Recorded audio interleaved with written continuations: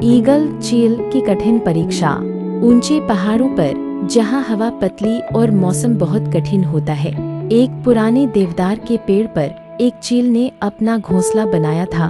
सर्दियों की शुरुआत हो चुकी थी और बर्फ हर तरफ गिरने लगी थी। पहाड़ों की चोटी पूरी तरह से सफेद चादर में ढक गई थी। ऐसे मौसम में किसी भी जीव का जीना आसान नहीं था।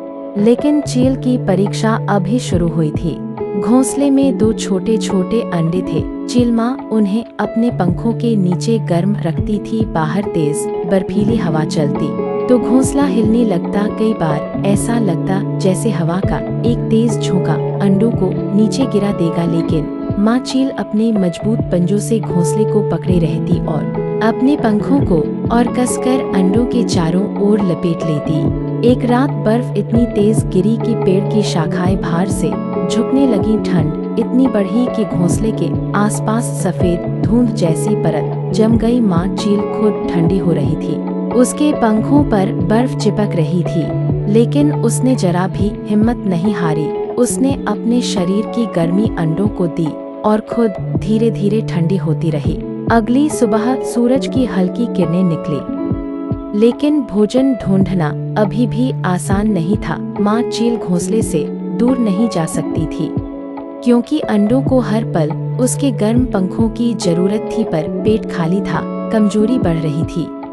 फिर भी उसने एक योजना बनाई। जब हवा कुछ शांत हुई तो वह एक पल के लिए घोंसला ढककर पेड़ से नीचे उड़ी। थोड़ी ही दूर बर्फ में अटकी एक मरी हुई मछली पड़ी थी। शायद किसी शिकारी ने खाया था और छोड़ दिया था।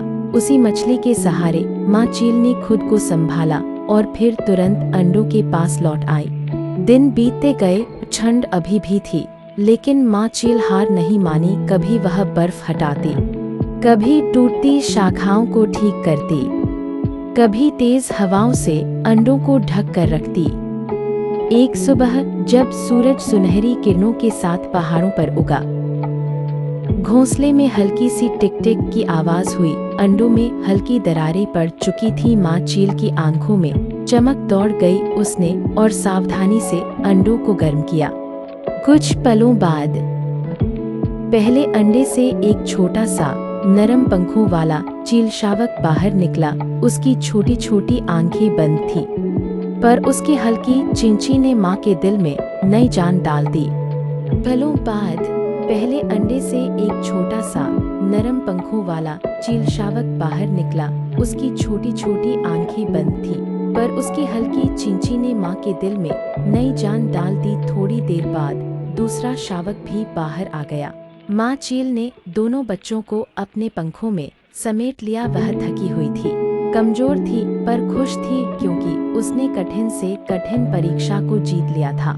बर्फ अभी भी थी, हवाएं अभी भी ठंडी थीं, लेकिन अब घोंसले में जिंदगी थी, उम्मीद थी और एक माँ का असीम साहस था।